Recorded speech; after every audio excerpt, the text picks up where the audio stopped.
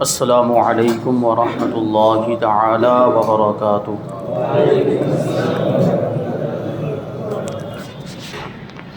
الحمد للہ رب العالمین والعاقبۃ للمتقین،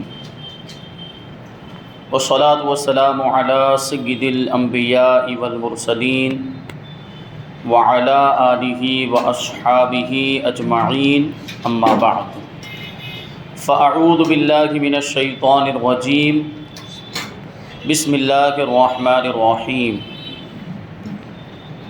وسلام علی عبادہ الذین اصطفیٰ۔ صدق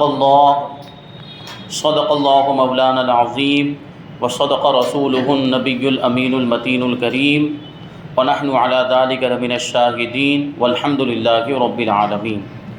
آئیے ہم اور آپ سب سے پہلے حضور سرور کائنات، فخر موجودات، باعث تخلیق کائنات احمد مجتبی محمد مصطفیٰ صلی اللہ علیہ وسلم کی بارگاہ اقدس میں درود و سلام کا نذرانہ پیش کریں اور پڑھیں اللہم صلی علی سیدنا و مولانا محمد معدن الجود والکرم وآلہ الکرام وابنہ الکریم وبارک وسلم، صلاۃ و سلام علیک یا رسول اللہ صلی اللہ تعالی علیہ وسلم۔ عزیزان ملت اسلامیہ، آئندہ کل 14 محرم الحرام کو تاجدار اہل سنت شہزادہ اعلیٰ حضرت حضور مفتی اعظم ہند حضرت علامہ مولانا مفتی محمد مصطفیٰ رضا خاں علیہ رحمت و رضوان کا وصال کا دن ہے اور آپ کا عرس ہے۔ اسی مناسبت سے آج ہم انشاءاللہ تبارک و تعالی حضور مفتی اعظم ہند کا تذکرہ کریں گے۔ اعلیٰ حضرت رضی اللہ تعالیٰ عنہ کے چہیتے شہزادے، اعلیٰ حضرت رضی اللہ تعالیٰ عنہ کے علوم کے وارث، آپ کے جانشین اور آپ کے مشن کو آگے بڑھانے والی ذات کا نام حضور مفتی اعظم ہند کا۔ 22 ذی الحجہ ہجری 1310 مطابق 7 جولائی عیسوی 1893 میں جمعہ کے دن صبح صادق کے وقت حضور مفتی اعظم ہند اعلیٰ حضرت رضی اللہ تعالیٰ عنہ کے گھر میں محلہ سوداگران میں پیدا ہوئے، اور آپ کی تاریخ ولادت اس آیت کریمہ سے نکلتی ہے وَسَلَامٌ عَلَىٰ عِبَادِهِ الَّذِينَ اصْطَفَىٰ، جو میں نے خطبہ مسنونہ کے اندر تلاوت کی۔ اس کا مطلب ہوتا ہے کہ اللہ کے ان بندوں پر سلامتی ہو جنہیں اللہ تبارک و تعالیٰ نے خاص مرتبے کے لیے چن لیا ہے، اپنے قرب کے لیے، اپنی نزدیکی کے لیے جن کو چن لیا، اور اصطفیٰ سے ہی مصطفیٰ بنا ہوا ہے۔ اور حضور مفتی اعظم ہند کا نام مصطفیٰ رضا بھی ہے۔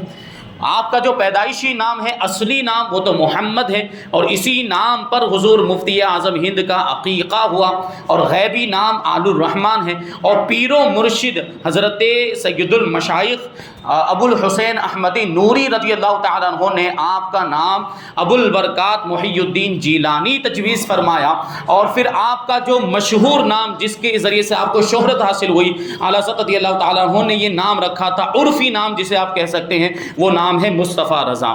تو مصطفیٰ رضا خان کے نام سے حضور مفتی اعظم ہند پوری دنیا کے اندر شہرت رکھتے ہیں۔ اور حضور مفتی اعظم ہند ابھی 6 مہینے 3 دن کے ہی تھے۔ حضور مفتی اعظم ہند جب بریلی شریف میں پیدا ہوئے، اس وقت اعلیٰ حضرت رضی اللہ تعالیٰ عنہ ماہرہ شریف میں اپنے پیر زادے سید المشائخ حضرت ابو الحسین احمد نوری رضی اللہ تعالیٰ عنہ کی بارگاہ میں موجود تھے، اور آپ کے پیر زادے نے وہیں سے خوشخبری دی کہ بریلی شریف میں آپ کے یہاں پہ ایک بچہ پیدا ہوا ہے، اور وہ اپنے وقت کا ولی ہے، جب ہم وہاں پر آئیں تو اسے ہماری بارگاہ میں پیش کیا جائے۔ تو اس کے بعد 6 مہینے 3 دن کے بعد سید المشائخ رضی اللہ تعالیٰ عنہ بریلی شریف میں تشریف لائے۔ حضور مفتی اعظم ہند کو آپ کی بارگاہ میں پیش کیا گیا۔ دیکھیں 6 مہینے کا بچہ، دودھ پینے کا زمانہ ہوتا ہے، بچہ بول بھی نہیں پاتا، ہمارے آپ کے بچوں کو کوئی سمجھ بھی نہیں ہوتی، لیکن یہ حضور مفتی اعظم ہند جو اعلیٰ حضرت رضی اللہ تعالیٰ عنہ کے شہزادے ہیں، تو سیدنا ابو الحسین احمد نوری رضی اللہ تعالیٰ عنہ نے حضور مفتی اعظم ہند کو اپنی گود میں لیا، اور اپنی انگشت مبارک حضور مفتی اعظم ہند کے دہن مبارک میں ڈال دی، آپ کے منہ مبارک میں ڈال دی۔ حضور مفتی اعظم ہند ماں کے دودھ کی طرح آپ کی انگلی کو چوسنے لگ گئے، اور حضور سید المشائخ ابو الحسین احمد نوری رضی اللہ تعالیٰ عنہ نے اسی وقت حضور مفتی اعظم ہند کو سلسلے میں داخل فرمایا، حلقہ ارادت میں داخل فرمایا، یعنی مرید بنایا، اور 6 مہینے 3 دن کی عمر میں ہی حضور مفتی اعظم ہند کو سید المشائخ نے ساری اجازتیں و خلافتیں بھی عطا فرما دی۔ 6 مہینے کی عمر میں کون خلافت دیتا؟ لیکن یہ ایک ولی کی نگاہ دیکھ رہی تھی۔ وہ فارسی کے اندر مقولہ ہے کہ ولی را ولی می شناست، کہ ولی کو ولی پہچانا کرتا ہے۔ آپ نے پہچان لیا تھا کہ یہ بچہ کوئی معمولی بچہ نہیں، بلکہ یہ ولی، یہ اللہ کا ولی ہے، اور یہ بڑا متقی و پرہیزگار۔ اسی لیے تو آگے ارشاد فرمایا تھا حضرت سیدنا ابو الحسین احمد نوری رضی اللہ تعالیٰ عنہ نے یہ فرمایا بیعت کرنے کے بعد اور اجازت و خلافت عطا کرنے کے بعد، فرمایا کہ یہ بچہ دین و ملت کی بڑی خدمت کرے گا اور مخلوق خدا کو اس سے بہت فیض پہنچے گا۔ یہ بچہ اللہ کا ولی ہے اور بہت سے گمراہوں کو اس کے ذریعے سے ہدایت مل جائے گی، بہت سے گمراہ لوگ ان کی نگاہوں سے دین حق پر قائم ہو جائیں گے اور یہ فیض کا دریا بہا دے گا۔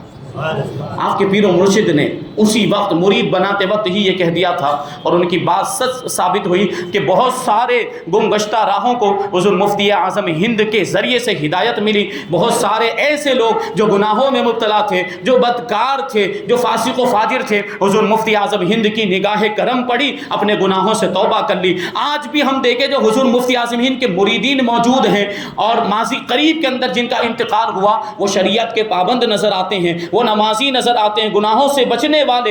حضور مفتی اعظم ہند کی نگاہوں کا یہ اثر تھا کہ ان کے مریدین بھی پابند شرع بن گئے۔ جب مریدین کا یہ عالم ہے تو پیر کا عالم کیا ہوگا؟ پیر کیسا ہوگا جب مرید ایسے ہیں کہ شریعت کے پابند ہیں، اور وہ بھی علماء، جو ان کے مریدین میں جو علماء کثیر تعداد میں علماء ہیں، جو آج بھی بہت سارے بڑے بڑے علماء موجود جو حضور مفتی اعظم ہند کے مرید ہیں۔ تو علماء کی تو بات ہی نہیں ہے، کیونکہ وہ تو اپنے علم پر عمل کرتے ہیں، پھر حضور مفتی اعظم ہند کی بارگاہ کا فیضان بھی ہے۔ عوام کی بات کر رہا ہوں کہ عوام میں سے جو لوگ جو عالم نہیں ہیں وہ مرید بنے ہیں حضور مفتی اعظم ہند کے، وہ بھی پابند شرع نظر آتے ہیں، وہ بھی شریعت کے احکام کی پابندی کرتے ہوئے نظر آتے ہیں۔ یہ حضور مفتی اعظم ہند کی نگاہوں کا نتیجہ۔ اور پھر اتنا نہیں، ہمارے غیروں نے بھی بڑا فیض حاصل کیا۔ حضور مفتی اعظم ہند، اگر کوئی غیر بھی، اکثر یہ واقعات آپ کو ملیں گے، بہت سارے ایسے واقعات موجود ہیں کہ غیر مسلم اور دوسری قوموں سے، دوسرے مذاہب سے تعلق رکھنے والے بھی حضور مفتی اعظم ہند کو دیکھتے تھے، آپ کے نورانی چہرے کو دیکھتے تھے تو کلمہ پڑھ کے مسلمان ہو جاتے تھے۔ یہ شان ہے۔ ابتدائی تعلیم دیگر علماء سے حاصل کی، لیکن زیادہ تر علم والد ماجد اعلیٰ حضرت رضی اللہ تعالیٰ عنہ کی بارگاہ سے حاصل کیا۔ فرمایا کرتے ہیں کہ متوسطات کی تعلیم، یعنی جو درمیانی درجے کی کتابیں ہیں، وہ پڑھنے کے بعد پھر میں اکثر و بیشتر والد ماجد کی بارگاہ میں حاضر رہا کرتا تھا اور آپ کی بارگاہ ہی سے فیض حاصل کیا کرتا تھا۔ تو اعلیٰ حضرت رضی اللہ تعالیٰ عنہ کی بارگاہ سے آپ نے علم حاصل کیا اور دیگر علماء سے بھی علم حاصل کیا، اور حضور مفتی اعظم ہند نے 18 سال کی عمر میں سب سے پہلا فتویٰ لکھا ہے۔ 18 سال کی عمر میں ملک العلماء حضرت علامہ ظفر الدین بہاری رضی اللہ تعالیٰ عنہ ایک مرتبہ ایک فتویٰ لکھ رہے تھے، وہ کتاب دیکھ کر لکھ رہے تھے دارالافتاء کے اندر۔ حضور مفتی اعظم 18 سال کے نوجوان وہ دارالافتاء میں پہنچے تو ملک العلماء کو دیکھا کہ کتاب دیکھ کر فتویٰ لکھ رہے ہیں، غالباً وہ فتاوی رضویہ تھی۔ تو حضور مفتی اعظم ہند نے فرمایا کہ کیا آپ کتاب دیکھ کر فتویٰ لکھتے ہیں؟ تو ملک العلماء نے جواب دیا کہ شہزادے، اگر آپ بغیر کتاب دیکھے لکھ دے تو مانیں، آپ کتاب دیکھے بغیر لکھتے تو مانیں۔ حضور مفتی اعظم ہند نے کہا کہ ٹھیک ہے، بتائیے سوال کیا ہے؟ سوال دیکھا اور بغیر کتاب دیکھے ہوئے اس کا جواب بھی لکھ دیا۔ اور وہ جو مسئلہ تھا وہ رضاعت سے تعلق رکھتا تھا نا، یعنی دودھ کا جو رشتہ ہوتا ہے، جیسے ابھی کوئی بچہ ہے کسی اجنبی عورت کا دودھ پی لے تو وہ اس کی رضائی ماں بن جاتی، اس کے مسائل بڑے باریک ہوتے ہیں۔ حضور مفتی اعظم ہند نے رضاعت سے تعلق رکھنے والے مسئلے کا جواب لکھا، وہ بھی کتاب دیکھے بغیر لکھا۔ تو سب تعجب میں وہ فتویٰ جو تھا اعلیٰ حضرت رضی اللہ تعالیٰ عنہ کی بارگاہ میں پیش کیا گیا۔ اعلیٰ حضرت رضی اللہ تعالیٰ عنہ نے تحریر دیکھی، خط دیکھا، رائٹنگ دیکھ کر ہی پہچان گئے کہ مصطفیٰ رضا نے لکھا ہے۔ بہت خوش ہوئے اور آپ کی خوشی کی انتہا نہیں رہی، اور پھر حضور مفتی اعظم ہند کو بلوایا۔ حضور مفتی اعظم ہند آپ کی بارگاہ میں حاضر ہوئے، اعلیٰ حضرت رضی اللہ تعالیٰ نے دستخط کرنے کے لیے کہا کہ یہاں پہ دستخط کرو، اور پھر اس کے بعد اعلیٰ حضرت رضی اللہ تعالیٰ عنہ نے خود اس فتوے کی تصدیق فرماتے ہوئے اور اس کی جو ہے کہ تصحیح کرتے ہوئے ارشاد فرمایا صحل جواب بعون اللہ العزیز الوہاب، کہ یہ جواب بالکل درست ہے، اللہ تبارک و تعالیٰ کی توفیق سے مصطفیٰ رضا نے جواب بالکل ٹھیک لکھا ہوا ہے۔ اور پھر خوش ہو کر انعام کے طور پر حضور مفتی اعظم ہند کو 5 روپے عطا فرمائے اور اسی وقت مہر بنوائی اور مہر سے نام لکھوایا، مہر پر ابو البرکات محی الدین جیلانی محمد عرف مصطفیٰ رضا، یہ مہر بنوا کر حضور مفتی اعظم ہند کو اعلیٰ حضرت نے عطا فرمائی اور وہیں سے آپ کو فتویٰ دینے کی بھی اجازت عطا فرمائی۔ یہ 18 سال کی عمر میں علم کا عالم۔ اس کے بعد کی زندگی آپ دیکھیں حضور مفتی اعظم ہند تو بڑے دورے فرمایا کرتے تھے، اور یہ حضور مفتی اعظم ہند کی شخصیت کنویں کی طرح نہیں تھی بلکہ بادل کی طرح تھی۔ سمجھے آپ بات کو؟ کنویں کے پاس ہمیں جانا پڑتا ہے، کنویں کے پاس اگر ہمیں پیاس لگی ہو تو کنویں کے پاس ہمیں جانا پڑتا ہے، اور بادل کا معاملہ کیسا ہوتا ہے؟ بادل ہمارے پاس آتا ہے ہمیں سیراب کرنے کے لیے۔ حضور مفتی اعظم ہند بھی دورے کرتے تھے پورے ہندوستان میں، چھوٹے چھوٹے گاؤں میں دیہات میں بھی تشریف لے جاتے تھے، اور امیروں کے یہاں جس طرح تشریف لے جاتے غریبوں کے یہاں بھی تشریف لے جاتے تھے اور سب کی دلجوئی فرمایا کرتے تھے۔ یہ حضور مفتی اعظم ہند کی شخصیت ہے۔ اور تقویٰ پرہیزگاری میں تو آپ کی مثال نہیں، حضور تاج الشریعہ فرماتے ہیں متقی بن کر دکھائے اس زمانے میں کوئی، متقی بن کر دکھائے اس زمانے میں کوئی، ایک میرے مفتی اعظم کا تقویٰ چھوڑ کر، یعنی اپنے زمانے میں تقویٰ پرہیزگاری میں آپ کی کوئی مثال نہیں، آپ کا کوئی جواب نہیں۔ حضور محدث اعظم ہند اور حضور مفتی اعظم ہند بڑے دوستانہ تعلقات، بڑی محبتیں تھیں آپس میں۔ ایک مرتبہ کسی مقام پر پہنچے، وہاں مسجد میں قیام ہوا، یہ دونوں بزرگ مسجد کے اندر بیٹھے ہوئے ہیں، حضور محدث اعظم ہند اور حضور مفتی اعظم ہند رضی اللہ تعالی عنہما، کہ چائے پیش کی گئی۔ اب معاملہ یہ ہے کہ حضور محدث اعظم ہند رضی اللہ تعالیٰ عنہ نے تو وہیں مسجد کے اندر بیٹھ کر چائے نوش فرمانا شروع کر دیا، لیکن حضور مفتی اعظم ہند رضی اللہ تعالیٰ عنہ چائے لے کر مسجد سے باہر تشریف لے گئے اور وہاں جا کر چائے پینے لگ گئے۔ تو مریدین اور چاہنے والوں اور متوسلین کو تعجب ہوا، یہ کیا معاملات ہیں؟ یہ دونوں بزرگ ہمارے مقتدی اور پیشوا ہیں، لیکن دونوں کا عمل الگ الگ ہے۔ حضور محدث اعظم ہند مسجد میں بیٹھ کر چائے پی رہے ہیں، اور حضور مفتی اعظم ہند کا معاملہ یہ ہے کہ چائے پینے کے لیے مسجد سے باہر تشریف لے گئے۔ مریدین نے پوچھ لیا، چاہنے والوں نے پوچھ لیا حضور محدث اعظم ہند سے، حضرت یہ کیا معاملہ ہے کہ مفتی اعظم ہند باہر تشریف لے گئے اور آپ مسجد کے اندر ہی بیٹھ کر چائے پی رہے ہیں؟ تو حضور محدث اعظم ہند رضی اللہ تعالیٰ عنہ نے جواب دیا کہ فتویٰ یہ ہے کہ جو شخص اعتکاف کی نیت کر لے پھر مسجد میں کھانا پینا جائز ہو جاتا ہے، تو میں فتوے پر عمل کر رہا ہوں، میں نے اعتکاف کی نیت کر لی تھی اس لیے میرے لیے مسجد میں چائے پینا جائز ہو گیا تھا، تو فتویٰ تو یہی ہے، لیکن جو حضور مفتی اعظم ہند نے کیا ہے یہ ان کا تقویٰ ہے، یہ ان کا تقویٰ ہے کہ اعتکاف کی نیت کر لیتے جائز ہو جاتا، لیکن اس کے باوجود احتیاط کرتے ہیں، اس کے باوجود بچتے ہیں اور مسجد سے باہر جا کر جو ہے کہ چائے نوش فرماتے ہیں۔ یہ حضور مفتی اعظم ہند کا تقویٰ۔ اور عاشق رسول کیسے کہ عشق رسول آپ کے دل میں کوٹ کوٹ کر بھرا ہوا تھا، اور آپ کے عشق کی مثالیں دی جاتی ہیں۔ جب حج کرنے کے لیے تشریف لے گئے تو غار حرا میں پہنچے، غار حرا جہاں پہ نبی کریم صلی اللہ علیہ وسلم عبادت کیا کرتے تھے، اور وہیں پر سب سے پہلی وحی نازل ہوئی تھی، اقرا بسم ربک الذی خلق۔ وہاں پہ جب حضور مفتی اعظم ہند پہنچے تو غار حرا کے دہانے پر کھڑے ہو کر حضور مفتی اعظم ہند نے اپنا امامہ بھی اتار دیا، اپنا جبہ بھی اتار دیا، اور اپنی صدری بھی، اپنا کرتا سب کچھ اتار کر زمین پر رکھ دیا۔ یہ اوپر کا جو جسم تھا یہ بغیر کپڑے کے ہو گیا، یہ برہنہ ہو گیا، اور حضور مفتی اعظم ہند بے تابانہ انداز میں دیوانوں کی طرح آنکھوں سے آنسو بہاتے ہوئے غار حرا کے اندر داخل ہوئے، اور غار حرا کی مٹی لے کر اپنے بدن پر لگانا شروع کر دیا، اور وہاں کے جو ذرات تھے، وہاں کی جو دھول تھی، حضور مفتی اعظم ہند رضی اللہ تعالیٰ عنہ نے اس کو اپنی پیشانی پر لگا لیا، اور اپنی پیشانی کو ایسا چمکایا کہ اس پیشانی پر پھر آسمان کی یہ سورج کی روشنی اور چاند کی چاندنی بھی قربان ہونے لگی۔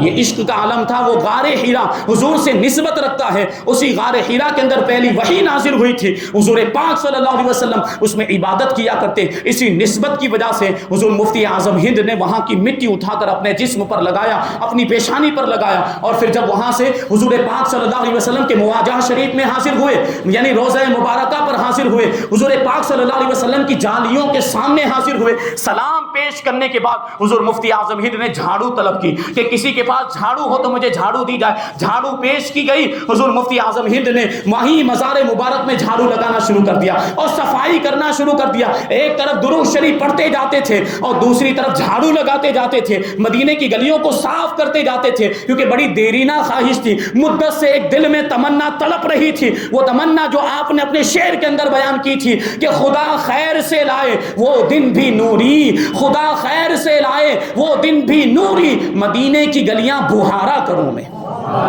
بہارا کرنے کا مطلب وہی صفائی کرنا. تو آپ نے یہ صرف شعر میں کہنے کی بات نہیں تھی. بہت سے لوگ اشعار میں بہت کچھ کہہ جاتے ہیں لیکن جب عمل کرنے کی باری آتی ہے تو آئیں بائیں شائیں کرتے ہوئے نظر آتے ہیں. لیکن یہ حضور مفتی اعظمی کے دل کی کیفیت تھی. آپ کی واقعی یہ آرزو اور تمنا تھی اور اس تمنا کو آپ نے پورا بھی کیا ہے. مدینہ منورہ جب پہنچے تو واقعی جھاڑو لے کر وہاں پر آپ نے صفائی بھی کی اور وہ جھاڑو آج بھی تبرکات کے طور پر حضور مفتی اعظم ہند کے تبرکات میں شامل اور بریلی شریف کے اندر وہ جھاڑو آج بھی موجود ہے. یہ عشق رسول ہے حضور مفتی اعظم ہند کا. اور ظاہر سی بات ہے جب رسول پاک صلی اللہ علیہ وسلم سے اتنی محبت, حضور پاک صلی اللہ علیہ وسلم کی ذات سے ایسا عشق تو حضور سے نسبت رکھنے والی چیزوں سے بھی محبت ہوگی. ہم اور آپ بھی تو حضور سے نسبت رکھنے والی چیزوں سے محبت کرتے ہیں. تو اب سوچیں آپ کہ حضور پاک صلی اللہ علیہ وسلم کی اولاد سے یعنی سادات کرام سے کیسی محبت ہوگی اور سادات کرام کا کیسا ادب و احترام کرتے ہیں حضور مفتی اعظم ہند. ایک مرتبہ کا واقعہ ہے کہ حضور مفتی اعظم ہند کی آپ کی دعوت ہوئی تھی. آپ کو بلایا گیا مبارک پور جامعہ اشرفیہ جب نئی تعمیرات کا سلسلہ شروع ہونے والا تھا. اس وقت حضور مفتی اعظم ہند کو بھی بلایا گیا اور سید العلماء حضرت آل مصطفیٰ رضی اللہ تعالیٰ عنہ مارے راوی ان کو بھی بلایا گیا. اور پھر کچوچا شریف کی ایک دوسری شاخ ہے خانقاہ اشرفیہ کی جو بسکھاری کے اندر موجود ہے. وہاں تقریباً کچوچا شریف سے 5-10 کلومیٹر کے فاصلے پر بسکھاری, وہاں کے ایک بزرگ بابو میاں جو نوجوان تھے, ابھی سادت کرام میں ان کا بھی شمار نوجوان, ابھی داڑھی اگنا شروع ہوئی تھی, وہ ان کو بھی بلایا گیا, وہ بھی تشریف لائے ہوئے تھے. حضور مفتی اعظم ہند جامعہ اشرفیہ کی نچلی منزل میں مغربی کمرے کے اندر تشریف فرما تھے کہ بابو میاں آئے حضور مفتی اعظم ہند سے ملاقات کرنے کے لیے اور سلام کیا, مصافحہ کرنے کے لیے ہاتھ بڑھائے. حضور مفتی اعظم ہند کو یا تو انہوں نے خود ہی اپنا تعارف کرایا کہ میں کون ہوں یا کسی اور نے تعارف کرایا یا حضور مفتی اعظم ہند پہلے ہی سے ان کو جانتے تھے.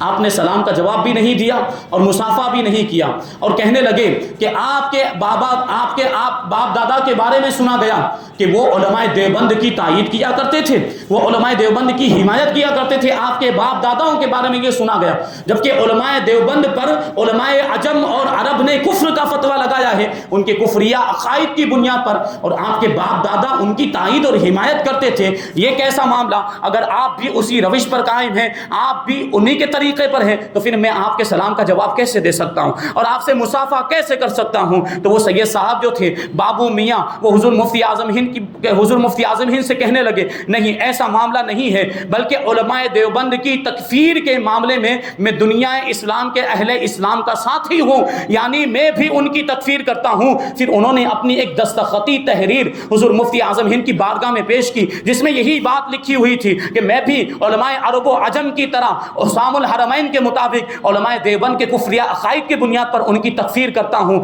یہ منظر لوگ دیکھ رہے تھے, وہاں پر موجود سارے لوگوں نے یہ منظر دیکھا, اور لیکن اس کے بعد والا جو منظر تھا وہ اس سے بھی زیادہ تعجب خیز تھا. حضور مفتی اعظم ہند نے بابو میاں سے کہا کہ آپ کھڑے ہو جائیں. اب لوگ تعجب کے کھڑا ہونے کے لیے کیوں کہہ رہے ہیں, لیکن حکم تھا اس لیے کھڑے ہو گئے. اب دوسری جانب حضور مفتی اعظم ہند اتنی شان و شوکت کے باوجود, ایسے جاہ و جلال کے باوجود اور پیرانہ عمری یعنی بزرگی کے باوجود, عمر زیادہ ہونے کے باوجود زمین پر بیٹھے ہوئے ہیں اور بابو میاں کا پاؤں اپنے دونوں ہاتھوں سے آپ نے پکڑا ہوا ہے اور بابو میاں کی بارگاہ میں اپنی دبدباتی ہوئی آنکھیں, اشکبار آنکھیں اٹھا کر یہ عرض کرتے ہیں کہ ہم تو آپ کے غلام ہیں اور آپ کے خاندان کے ہم خانہ زادے ہیں, ہم کو جو کچھ بھی ملا ہے آپ کے نانا جان کی بارگاہ ہی سے تو ملا ہے. پہلے جو کچھ بھی ہم نے کیا, شروع میں جو کچھ بھی میں نے کہا وہ آپ کے نانا جان ہی کے ارشاد پر عمل کرنے کے لیے کیا تھا اور آپ کے نانا جان کے دین کی پاسداری کے لیے ہی کیا تھا,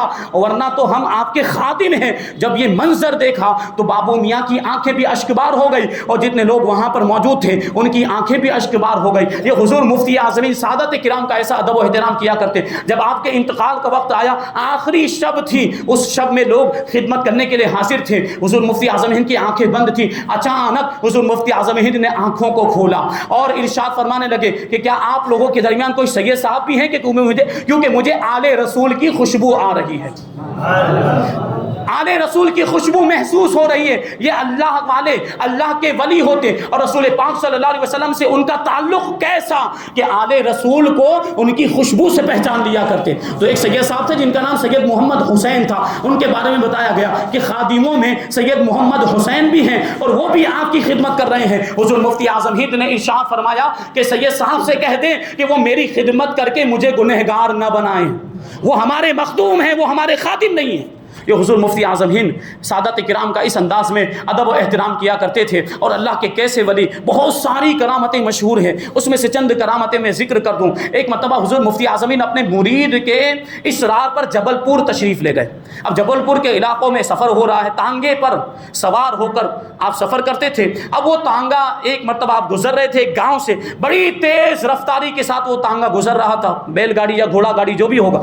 اس پر آپ حضور مفتی اعظم ہند تشریف لے اور بڑی تیز رفتاری کے ساتھ وہ تانگا اپنی منزل کی طرف رواں دواں ہے کہ اچانک ایک گاؤں میں سے ایک چھوٹا سا بچہ اچھلتا کودتا کھیلتا ہوا تانگے کے سامنے آ گیا اور تانگا اس کے جسم کے اوپر سے چڑھ کر چلا گیا. یعنی جو سینے اور پیٹ کے درمیان کا حصہ ہے، تانگے کا پہیا اس حصے پر چڑھ گیا، بدن کے اس حصے پر چڑھ گیا اور گزر کر آگے نکل گیا. اب جو ہے کہ شور مچ گیا کہ ایک بچے کا ایکسیڈنٹ ہو گیا، حادثہ ہو گیا اور سارے لوگ جمع ہو گئے. بڑا عجیب و غریب اس وقت ماحول بن گیا تھا. ایک قریب تھا کہ تانگے والے کو مارا جائے گا، پیٹا جائے گا. ایک خوک عالم پیدا ہو گیا. بچے کا باپ بھی آ گیا، بچے کی ماں بھی آ گئی اور بچے کا باپ دہاڑے مار مار کر رو رہا ہے اور بچے کی ماں کا عالم یہ ہے کہ وہ پچھاڑے مار رہی ہے زمین پر اور بھی پورے میں سناٹا چھا گیا ہے اور لوگ حیران و پریشان کہ اب آگے کیا ہوگا اور آگے کی کیفیت کیا ہوگی، آگے کا معاملہ کیا ہوگا. لوگ سوچ رہے تھے کہ کیونکہ بظاہر تو بچے، لوگوں نے سمجھ لیا تھا کہ بچے کا انتقال ہو گیا ہے، بچے کی جان نکل گئی. کیونکہ آپ سوچیں چھوٹا سا بچہ ہے اور اتنا بڑا تانگا، اس کا پہیا یہ بیچ والے حصے سے ہو کر گزر گیا ہو تو کیا وہ زندہ بچ سکتا ہے؟ یعنی عادتاً ایسا ہوتا نہیں ہے. عادتاً یہی مانا جاتا ہے کہ اگر یہ کیفیت پیدا ہو جائے، اگر یہ معاملہ ہو جائے تو بچہ مر جانا چاہیے. لوگوں نے بھی اس بچے کو مردہ سمجھ لیا تھا اور اسی عالم میں سب حیران و پریشان تھے کہ حضور مفتی اعظم ہند ایک ولی کامل بغیر کسی خوف کے، بالکل بے فکری اور بے خوفی کے ساتھ، اطمینان کے آثار آپ کے چہرے سے ظاہر، صبر و استقامت کا پہاڑ بنے ہوئے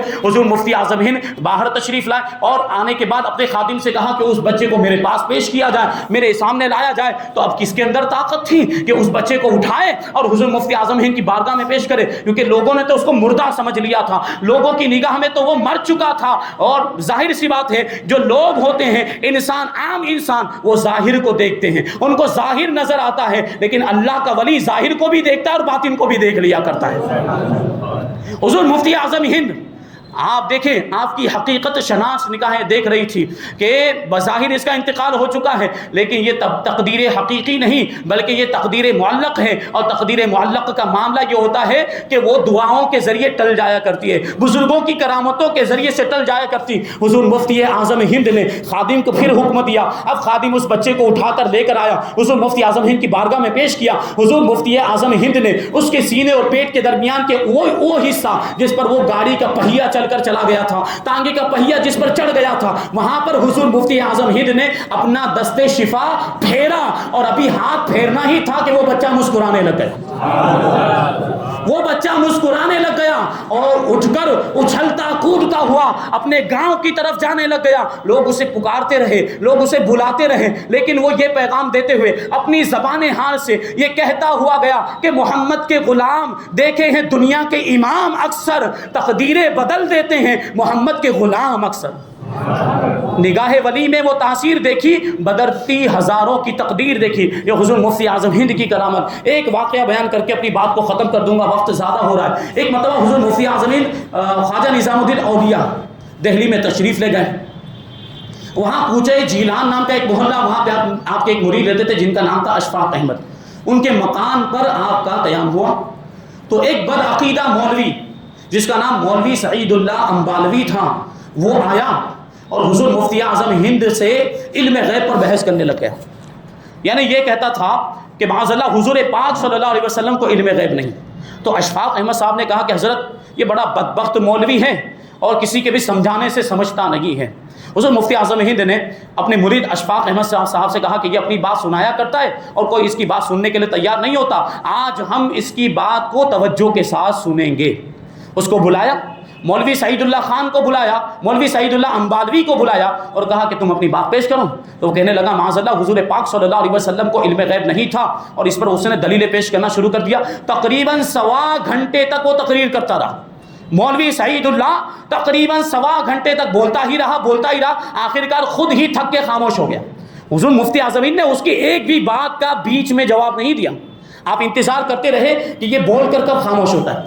حضور مفتی اعظم ہند نے جب وہ خاموش ہو گیا تو ارشاد فرمایا کہ اور بھی کوئی دلیل ہو تو یاد کر لو، اور بھی کوئی دلیل ہو تمہارے اعتبار سے حضور پاک صلی اللہ علیہ وسلم کے علم غیب کی نفی پر اور علم غیب کے رد پر اگر تمہارے پاس اس کے علاوہ اور بھی کوئی دلیل ہو تو پیش کر دو اور یاد کر کے بیان کرو. تو وہ کہنے لگا کہ میں نے تو اپنی ساری دلیلیں بیان کر دی اور ان دلیلوں کو سننے کے بعد آپ کو بھی آپ کے اس باطل عقیدے سے توبہ کر لینی چاہیے اور مان لینا چاہیے کہ معاذ اللہ نبی پاک صلی اللہ علیہ وسلم کو علم غیب نہیں تھا. حضور مفتی اعظم ہند رضی اللہ تعالیٰ عنہ نے بڑے اطمینان کے ساتھ ارشاد فرمایا کہ ٹھیک ہے، آپ نے 1.25 گھنٹے تک تقریر کی ہے، ہم نے آپ کی بات کو سنا، اب آپ ہماری بات کو سنیں. آپ ہماری بات کو سنیں. ضروری نہیں ہے کہ ہم آپ کی ساری دلیلوں کو مان لیں، ساری باتوں کو قبول کر لیں. حضور مفتی اعظم ہند اس سے آگے سوال کرتے ہیں کہ بتاؤ بیوہ ماں کا بیٹے پر کیا حق ہے، بیوہ ماں کے بیٹے پر کیا حقوق ہیں.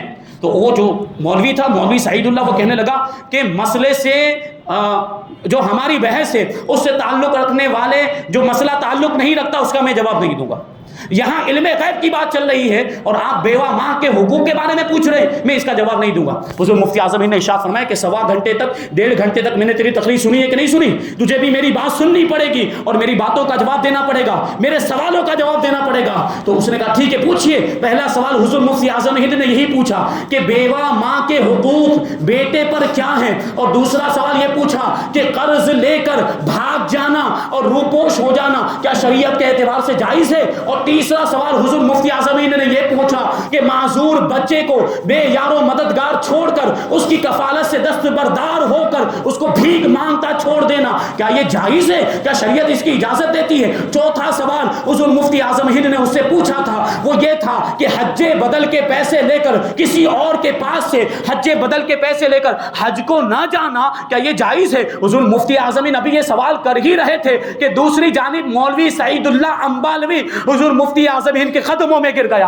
اور اپنے باطل عقیدے سے توبہ کرنے لگ گیا اور کہنے لگ گیا کہ حضرت مجھے پوری بات سمجھ میں آ گئی اور میں مانتا ہوں اور میں اپنے باطل عقیدے سے توبہ کرتا ہوں اور آج سے میرا یہ عقیدہ کہ حضور پاک صلی اللہ علیہ وسلم کو علم غیب حاصل ہے، کیونکہ یہ 4 باتیں جو آپ نے بیان کی یہ چاروں عیوب میرے اندر پائے جاتے ہیں اور یہ چاروں باتیں میرے علاوہ کوئی نہیں جانتا تھا. آپ نے بتا دیا نبی کے غلاموں کے علم غیب کا یہ عالم ہے تو نبی کے علم غیب کا عالم کیا ہوگا. حضور مفتی اعظم نے جو 4 سوال پوچھے تھے وہ بحث سے الگ نہیں تھے، وہ موضوع سے لا تعلق نہیں تھے بلکہ موضوع سے ہی تعلق تھا. دلیلوں سے بات کی جاتی ہے لیکن حضور مفتی اعظم نے اپنی کرامت کے ذریعے سے حضور پاک صلی اللہ علیہ وسلم کے علم غیب کو ثابت کر دیا. اور یہ بھی یقین جانیں کہ اولیاء کرام کی جو بھی کرامتیں ہوتی ہے وہ نبی کے معجزے کا مظہر ہوا کرتی ہے، یعنی یہ کرامتیں نبی کے صدقے میں ہی ملتی ہیں، نبی کے واسطے اور وسیلے سے ہی ملتی ہے. یہ حضور مفتی اعظم ہند رضی اللہ تعالیٰ عنہ کی شخصیت، اللہ تبارک و تعالیٰ نے کیسا مقام و مرتبہ عطا فرمایا. ابھی بہت سارے واقعات بیان کیے جا سکتے تھے لیکن وقت کم ہے، انشاءاللہ پھر کبھی موقع ملا تو اور باتیں بیان کی جائیں گی. اللہ تبارک و تعالیٰ کی بارگاہ میں دعا ہے کہ حضور مفتی اعظم ہند کے نقش قدم پر ہم سب کو چلنے کی توفیق عطا فرمائے، آپ کے بتائے ہوئے چلے ہوئے راستے پر ہم سب کو چلنے کی توفیق عطا فرمائے، آپ کے مشن کو آگے بڑھانے کی توفیق عطا فرمائے، علماء کرام سے محبت کرنے کی توفیق عطا فرمائے، علماء کرام کی باتیں سننے والا اور ان کی باتوں پر عمل کرنے والا ہم سب کو بنائے. وما علینا الا البلاغ. اب